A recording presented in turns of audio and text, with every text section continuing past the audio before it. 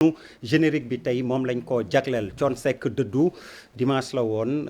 dëj boo xam ni Sénégal yëpp àddina bi yëpp yëg nañ ko fu sénégalais nekk ci àddina bi yëg na ko ba tax ñuy feddali suñu njaal njabootam waaye it njabootu ci li mu doon yëngu artistes yi di ko jaal sénégalais yëpp buuba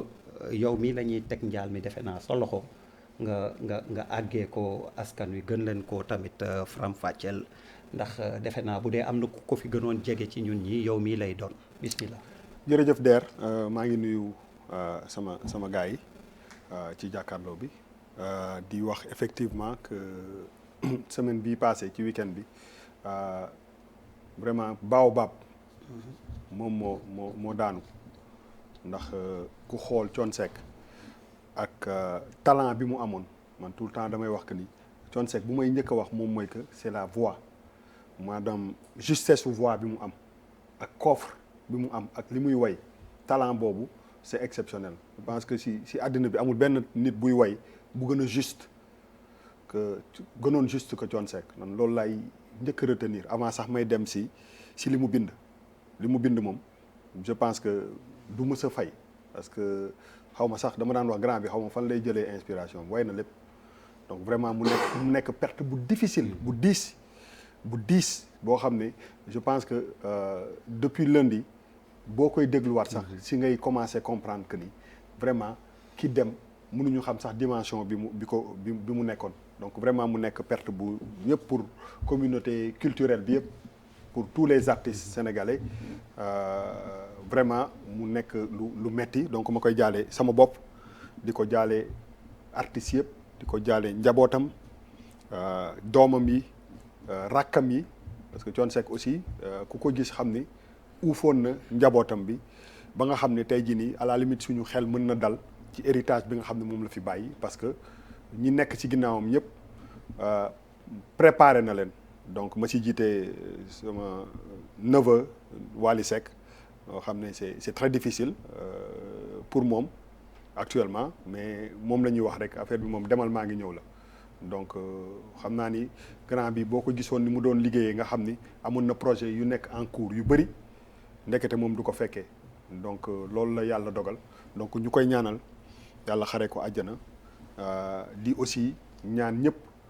li nga xam ne moom la fi bàyyi ñu sàmm ko bu baax parce que nit bu amoon njëriñ la ci réew mi ak ci culture en général donc vraiment c'est une perte très très très très lourde pour tout le monde donc yàlla na ko yàlla yërëm moo koy jaale artistes yëpp et au nom du groupe au nom de Youssou Ndour ñu ngi koy jaale bërki démb il y a 3 jours dem nañu seeti Wally Seck këram ak Youssou am na lu ñu fa yëkkati ci ay baat am na ay actes yu ñu fa posé may wax rek ni effectivement njaboot googu yëpp dafa am ñu leen war a njabootee di leen suivre di leen conseiller di leen taxawu fi leen xam ne seen papa même bu matul fi leen seen papa daan taxawu ñu taxawu leen fa donc mën nañu am yaakaar que ni jeunes yooyu nga xam ne ñoom ñooy constituer avenir u musique sénégalaise te di ci def liggéey bu war ñu war leen encadrer jàppale leen te yàlla tax donc mën nañu compter sur seen ay ndijaay sur seen ay grands frères que vraiment paa bi dem na mais ñun ñi nga xam ne ay rakkam lañu ñun ñi nga xam ne seen ay ndijaay lañu seen ay mag lañu ñi ngi fi te incha allahu rabbi lépp li nga xam ne toute la famille Faramareen parce que boo seetee bëri na ay grenier la woon bëri na ay boy yu bëri yu génn ci famille boobu vraiment di def liggéey bu am solo te balaa nga koy xam sax nga dem ci kanam te ci kanam bu ñu bëggee aussi relève bi mu assuré il faut ñu jàppale xale yooyu ba nga xam ne fii ñu bëgg a egg incha allahu rabbi dinañ fa egg donc ñu koy jaale famille bi yëpp di ko jaale soxnaam di ko ñaanal wér di ko ñaanal ñëpp wér di wax aussi que ni demu Thione Seck bi war na tax aussi ñu jël au sérieux lépp li nga xam ne moom moo ñuy gàllankoor fu mu nekk nii dara bu amee il faut nga am si njàngat waaw il faut ñu jàngat ci lu bëri parce que monument dem na te difficile na donc ma koy ñaan ñëpp ñu bàyyi ci xel yàlla na ko yàlla yërëm amin Malal comme ci njaboot googu nga bokk it artiste moo tax yow laay jox kàddu gi pour yow it nga wax ci di ko ñaanal yàlla xaare ko àjjana fi mu jëm gënal ko fi nga xamante ne foofu la jóge di teg jaal bi ci loxo Wally Seck parce que effectivement moom la ñu gën a ràññee quand on parle de Thione Seck di nga wax Mapenda mais di nga wax également Wally Seck di wax ni effectivement c'est un message pour ñun ñëpp parce que li dee bu nit deewee rek ñi ko bañoon ak ñi ko bëgg ñëpp dinañ dem rafetal jaale donc effectivement lim ñuy woo en tant que être humain mooy rek c'est important que suñuy dund ñu rafetal suñu dund nañu rafetal suñu dund parce que effectivement dañ fiy jóge dara saful donc Thione Seck comme ni ko Bouba waxee woy na lu nekk il a écrit trop de textes yoo xamante ne effectivement c'est dans le sens de rappeler les gens ñu tegu ci yoon c'est dans le sens effectivement woowaat nit ñi pour ñu nekk nit yàlla na ko yàlla yërëm yàlla na ko yàlla teg ci àjjana yi gën a kawe. Amin Malal. Charles man ci yow laa yëgee xibaar bi nga ko bindee moo tax bu Malal pare ak Bouba yow mii laay jox kàddu gi man ci yow laa yëgee xew-xew bu tiis bi bismillah. waaw mu mel ni parce que waaw c'était très tôt le matin. mu mel na tremblement de terre parce que boobu ba mu koy yëg la première personne boo xamante ne laa woo mooy Bouba. defe naa yow laa njëkk a woo Bouba laa woo échanger ak moom c'était tremblement de terre. Parce que dafa am loo xamante ni ci patrimoine lay nekk da nga koy inscrit dans le cadre d'un patrimoine et un patrimoine universel parce que bu doon moom si ñun rek la bokk da ngay ne musique am bokk si ñun rek kon musique am lawul demal feneen non je pense que il a contribué aussi à quelque chose d'extraordinaire mooy irradier Sénégal àdduna fu mu munti nekk yor benn musique boo xamante ni sa particularité mooy que boo munti dem partout en Asie juste foo munti dem en Asie par exemple muy Indonésie wala nga dem Pakistan wala nga dem Inde partout c'est-à-dire boo tegoon musique ku Thione Seck tu t'en rendrais compte que si Sénégal 16 millions de personnes ñoo koy déglu foofu ce serait des milliards et des milliards plus d'1 milliard de personnes qui seraient là à l'écouter tellement sa musique était métissée di nekk on a perdu au-delà d'un parolier on a perdu un homme de vérité kon comme ni ko nee defee rek ñoom ñooñu ko gën a xam bu baax a baax ce n'était pas une bonne nouvelle et ces temps-ci malheureusement d'ailleurs depuis l'année dernière les journalistes comme nous en tout cas moi je souffre beaucoup j'ai beaucoup d'amis qui sont partis par ce Covid une véritable lu bëri daal ba na leen yàlla xaare àjjana amiin te du ma pare aussi d'ailleurs sans avoir une pensée pour un ami boo xamante ne tey fi ñun la bokk aussi muy Barka Barka ba doon suma rakk bu baax a baax Abou Abel Thiam ñoon ay un ami de plus de 30 ans Barka boo xamante ne tey yaayam moo wàññeeku tey le matin ñoom li ngi si yoonu defe naa ak nañ Fuuta pour rob ko nañ di ñaanal yàlla xare ko doon nañ ci dikk effectivement Barka ba xam nga Barka suma rakk la ñu koy massawu bu baax a baax di am benn pensée boo xamante ne c'est le moment boo xamante ne Malal am na lu mu fi wax lu am solo c'est que après demain c'est l'anniversaire de la disparition de 93 soldats en 1991 au Golfe maintenant bu ñu toogee bu ñu pensé à Thione Seck lu mu wéy ñu xool 93 soldats yu daan woon fële Golfe ak les 3 rescapés c'est peut-être l'occasion aussi de revenir un peu à Thione Seck pour que lu mu wéy yi yëpp bañ a nekk de 20 mots qui n'ont parce que nous on a tendance à dire les choses mais dafa mel ne dañu feebar quelque part parce que bu ñu waxee rek ñu foog ne que après jeex na alors que il faut vivre il faut faire vivre et c'est peut-être l'occasion de penser au Panthéon parce que c'est le moment quoi c'est-à-dire que nit ñi nañ xalaat Panthéon war nañ ko fi teg que ce soit les stars les artistes du football les sportifs et tout faw ñu arrêter di wax ay wax yoo xamante ni ku mel nulle part il faut qu'on commence à concrétiser les choses et je pense que Thione Seck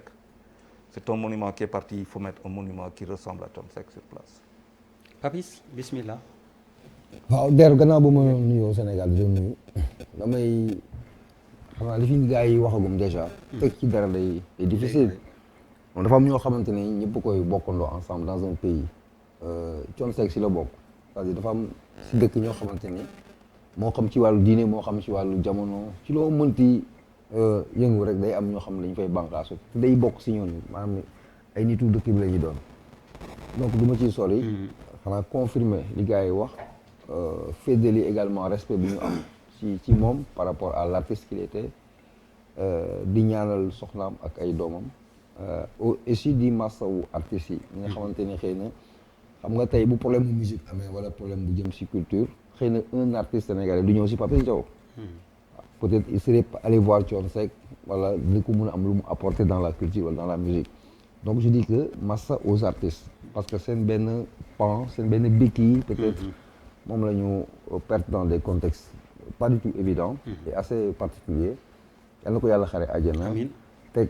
loxoom ci njabootam ak artistes yi amoon yaakaar yëpp ci moom artistiquement parlant. Alaaji Birima. maa ngi leen di nuyu ñoo bokkal plateau bi yëpp di wax ni comme ni ngeen ko waxee man bi ma ko liiree dama ko téye ñëw maa wax. dama tiit bu mënu ma xool affaire bi parce que gëw ma quoi sama jabar laa na koy xoolal ma leen bind fii. tellement mënuma gëm. dafa bette daal dafa bette. xam nga dee bu bette surtout ku mel ni Thione Seck Sénégal dafa metti te Thione man xam nga suma grand la woon. suma xar la bi mujjee gisante ma ak moom ci benn place lañ dajoon muy tourné kilibam yi maam ñu nekk ndof mu bàyyi tërëw ñu toog ma toog nañ presque 2 heures de temps di waxtaan keroog laa ko gëj a gis mais suma grand la depuis Pikine Thione xaw ma ko léegi su ma rappelle bien même dëju papaam xam ne yàgg na c'est dans les années 90 donc ñoom depuis Pikine laa xamee famille boobu donc mu nekk grand bu baax grand bu xam nga génn àdduna ñëpp waxandoo ci seen biir xol ni nit ku baax nga yàlla may ko ku nekk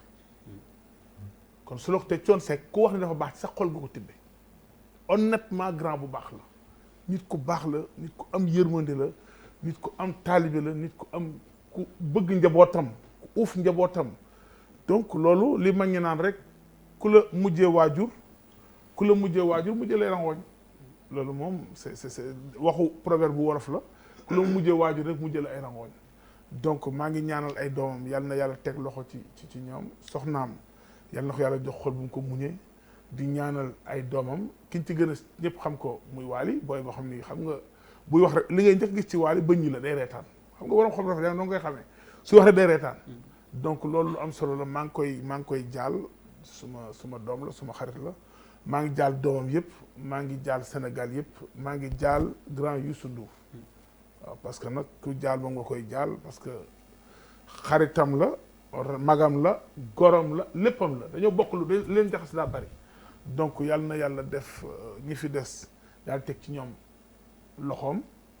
barkeel leen teg leen ci yoonu njub ak ci yoonu lislaam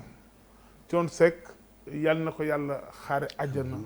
yàlla na ko yàlla gisale ak sëriñam bu baax woo di sëriñ Touba gisale ko nit ñu baax ñëpp gisale ko yonante bi tedd bi démb rek maa ngi déglu ndeysaan way mu way yonante bi sa yaram day daw donc Thione daal ci gàttal wax bi gudd gàttal nit ku baax la mais na nit ñi xam ne aussi jëmm ji nga dul gisati mais Thione Seck est là d'ici pour 100 ans pour l'éternité li mu fi wax da nga koy déglu li mu fi def da nga koy déglu kenn mootul voix Thione Seck du jóg ci àdduna ilaa yawmi diin jëmm ji na nga dul gisati waaye moom voix bi moom du jóg ci réew àdduna bi donc yal na ko yàlla xaare àjjana daal. amiin yal na ko yàlla yërëm. Pape Djibril bismillah nga jébal sa njaal yow tamit. di santaat yàlla bokk ci plateau bi. di nuyu naataango yi ak sunu gan yi ak Sénégal yu ñuy seetaan si biir réew mi ak si bitim réew. di wax ne je pense que mars 2020. ak mars 2021 métti na trop ci. askanu Sénégal waaye ci àdduna bi yëpp humanité ci boppam la ñu éprouvé mu nekk tamit jamonoy introspection nekk jamono aussi je pense fondamentalement boo xamante ni pexe amatul il faut que ñu dellu ci suñu borom forcément xam ne yu bari jaru ko xam ne la seule vérité absolue mooy lii nii muy faatu te ñun ñëpp dañu am rendez-vous ak moom Mariama ba daf doon wax ne on ne prend pas de rendez-vous avec le destin donc kenn ku ci nekk buy ñëw rek day fekk ngay mbébét day fekk ngay naal yu bari donc li ñuy ñaan rek mooy yal na fekk ñu naal loo xamante ni dëppoo na ak ngërëmal suñu borom effectivement naqar bu tiis la bu dal ci Sénégal et puis ni ko Birima waxee ak Charles ak Bouba ak Malal ak Papis yëpp nekk koo xamante ni patrimoine la parce que moi j'ai regardé beaucoup de ces interviews bi mu fi jógee nii yoo xamante ni sax xëy na bi muy dund taxawuma ci woon noonu beaucoup de ces interviews waaye gis naa ne ku doon moytu la surtout loo xamante ni dina ko jaxase ak ay nit il évitait au maximum possible les rares fois où il parle de personne c'est parce que dañ ko pousser jusque dans ses derniers retranchements waaw donc loolu aussi dafa indiwaat beneen responsabilité boo xamante ni ñëpp dañ ko war a am donc Charles wax léegi tudd Panthéon tudd patrimoine il le faut forcément wax na tamit ne dañuy wax nii rek daal di jàll dem ci leneen loolu tamit dafa nekk beneen faiblesse boo xam ñun dañu ko am bu baax a baax a baax beneen bi aussi mooy il faut que ñu Thione Seck artistes yi mënuñu ko moom ñëpp a ko bokk réew mi yëpp a ko bokk léegi ñun rapport bi ñuy am ak ñi ñu amee dafa des trop mooy nan la ñuy def ba élevé wu ba nga xamante nit dina fi jógee ñu génne ci moom teg ci table ji ci ëtt bi loo xamante ni ñëpp dinañ ko mën a jëriñu ci moom ba pare nag ñu joxoñ ko les générations actuelles et futures ba ñëpp mën cee jëriñu donc kàddu yi njàll la di ko ñaanal suñu borom mu xare ko aljana dolli yërmande ci kawam donc di nuyu aussi sunu mbokku laayeen yi jamono bi tamit ñoom it ñu def benn taxaw seetlu ci ñoo xamante ni tam dañu bokk ci panthéon bokk ci patrimoine Sénégal muy Seydina Issa Laye ak Maam Limaamu Laahi nga xamante ni ñoom aussi dañu bokk ci suñu patrimoine ñu gën leen a war a bàyyi xel ndax liggéey bu rëy bi nga xamante ni defal nañ ko humanité defal ko Sénégal di nuyu tamit di bàyyi xel waa Daaru Muxti ndax buñ duggee nisfu Chaban buñ duggee ci weeru Chaban xel yépp dafay dem ci Maam Thierno Ibra Fati ñuy waajal ci fukki fan ak juróom yi bés boo xamante ni tamit dafay delluwaat ci dundam delluwaat ci œuvre bi nga xam def na ko ndax bi Cheikh Ahmadou Bamba Khadim Rasoul di dem ci géej gi moom la fi bàyyi woon dans des conditions extrêmement difficiles alors qu'il était à la fleur de l'âge mu def ci liggéey bu am solo tey ji ay Sénégalais d'ici et d'ailleurs porté combat boobu ci benn philosophie bu am solo buñ tuddee xam Thierno jot na ndax liggéey bi nga xamante ni moom la def bu am solo ñëpp mën koo jëriñoo humanité mën koo jëriñoo li may wax ne dafa am ñoo xam dañoo accéder à l'universalité donc kenn mënatu leen moom ñëpp leen bokk donc di ci jaajëfal Serigne Omar Bamba Diop ak Serigne Mohamed Mbacké bu Cheikh Abdou Khadre bu sëñ Abdou Khoudous ñu ciy def liggéey bu am solo donc deer daal di ñaan li ñu jëm yàlla na dàq fuuf li nga xamante ni moom la ñu weesu amin te ñu taxaw ci jàng ci diñ ci war a jàng amin falaa jaare mi ne leen nag gan yi ngeen jébal seen njaal rek ñu doog a mën a dugg ci waxtaan wi gannaaw bu ñu jaalee ni ko Charles waxee Barka Ba ndax yaay ji soxna Faty Ba dafa làqu ci suba si la woon levée du corps bi 15 heures la woon Bouba yaa ngi fa woon Charles yaa ngi fa woon ak ñeneen ñoo xam ni waa kër gi lañ yóbbu nañu rob bi nag Fuuta Boy naa ji kon ñu koy massawu di ko jaal njabootam yëpp. Balde yow Boubacar Bertrand Balde ngay wuyoo directeur COSYDEP ci wàllu gouvernance ngay yëngu yaa ngi feggoog docteur Ousseynou Badiane bu PV programme élargi de vaccination docteur bu mu ko tuddee rek dinañ xam ni AstraZeneca bi la ñuy waaj a waxtaanee laata loolu it dinañ dikk ci